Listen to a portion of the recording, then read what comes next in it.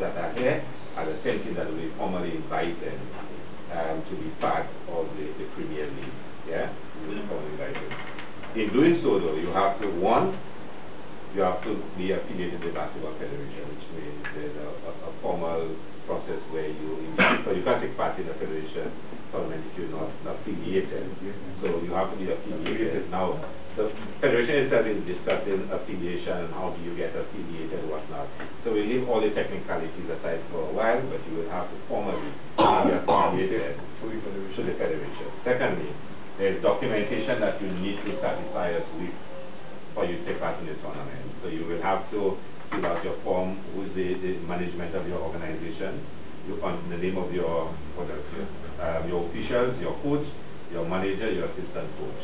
We need to know those things so we have a clear idea as to who to go for when. You have your telephone numbers, email addresses, so we know who to contact. All of that must be done. So one, you must be affiliated to the federation formally.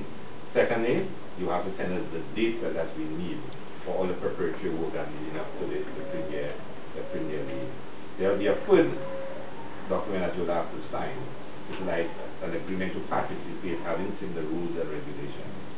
So we will call you again maybe early February, by which time you're affiliated, by which time you've sent in all your data. We will have another meeting where we start discussing the tournament. Because you may take part in one tournament, but you may not take part in another tournament. So this tournament will give you like a manual for participation. You have all the rules of the tournament. And basically you agree to those rules, and then you can now be allowed to take part in the tournament. You will also have to take part in the coaches workshop, the officials workshop. All of that are requirements for you to take part in the Premier League. You can't decide you're taking part if you don't take part in the coaches workshop or in the officials workshop. You cannot take part in the league if that happens. So there are a number of things that has to happen before you can actually play that first game that you will play. And I think later on God will indicate the dates for the workshop for both officials and coaches. And I think they'll speak some more about it. But you will have to do those things. A few more things on the tournament. The way we think of the tournament is a 10-team tournament this year. The plan is next year we introduce a Division 2. And 2 teams will go down to the Division 2. No? How about this? Yeah? 2 or 3? Yeah, because we want to end up making like a 7-team Premier Division. We don't want 10 teams in our Premier League. We want to make it very small of the best teams. So maybe 2 or 3 will go down into 2nd Division, and we'll add on maybe 4 teams. So we might end up having 2 17 divisions, something like that. I mean, the executives have to finalize it, but 2 or 3 teams will go down into Division 2 next year. The plan is to have 2 match days a week. I think we are going to Tuesdays and Saturdays. 2 match days a week. And on each match there will be 2 matches. Yeah? So it means you don't play every day, every match day. So there are 2 matches on a Tuesday, there are 2 matches on a Saturday. Something like that. Again, that's still tentative. The executive still has to draw up the match schedule.